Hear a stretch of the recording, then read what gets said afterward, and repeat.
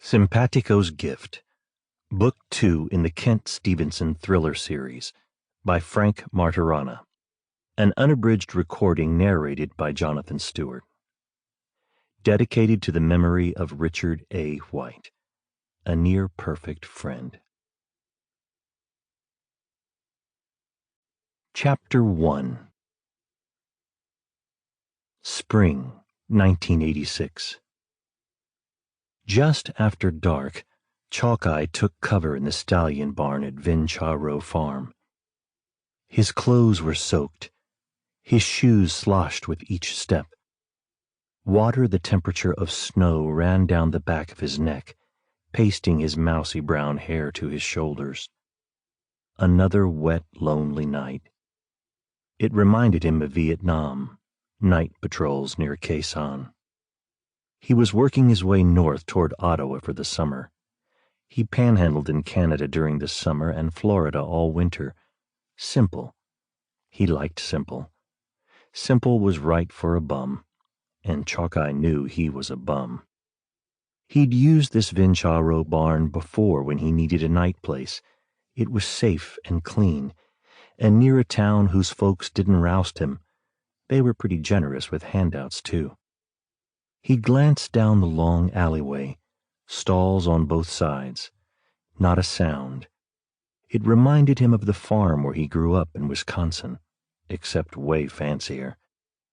Just about everything reminded him of something these days. The problem was it all blended into a strange, illogical fog. He pulled the door shut against the wind and used the orange glow of the security light to find a stack of hay bales in an alcove. He rearranged them to form a cubbyhole where he could hide and sleep. It reminded him of the forts he and his cousins used to make in the haymow back home. He left just enough of a crack between the bales that he could keep an eye out for a night watchman. Chalkeye keeping an eye out. That was a laugh. Old Chalkeye. He'd gotten that name when he bet his eye patch in a crap game behind the VFW in St. Louis. He lost, as usual. That was 22 years ago, and he never bothered to wear one since.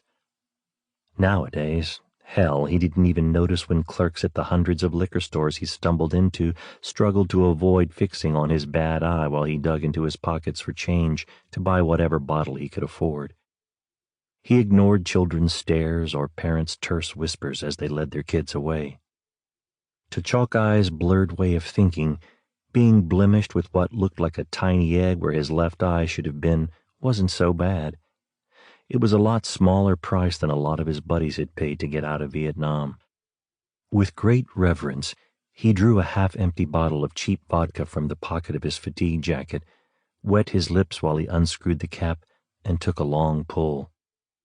Squinting his good eye, he held the bottle toward the light, checking how much was left for breakfast.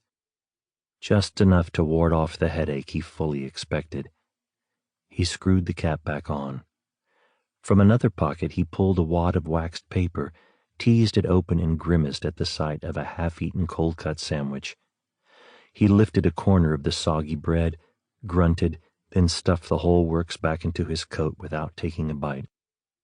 He yawned, bent slowly to his hands and knees, and crawled into his den. The hay smelled sweet. He thought again of his home in Wisconsin and wished he were there. He pulled his collar tight around his neck, tucked it up under his beard, and closed his eyes. The sound of raindrops and the warmth of the booze brought sleep, but not peace. Nightmares of killing fields and hopeless years wandering around America wedged their way between pleasant dreams of the farm and family he still missed after half a lifetime away. Sometime later, much later, he knew because he woke up shivering and needed to empty his bladder. He heard the muffled rumble of the door at the other end of the barn as it rolled open. He was pretty sure it was really happening because he doubted he would dream the part about having to piss. Soft, tentative footsteps in the alleyway worked through a blur of sleep and alcohol. He knew the night sounds of a horse barn, straw rustling as 1,000-pound bodies rolled to get comfortable, feed tubs rattling when explored by velvet muzzles, occasional fluttering sighs through Sample complete. Ready to continue?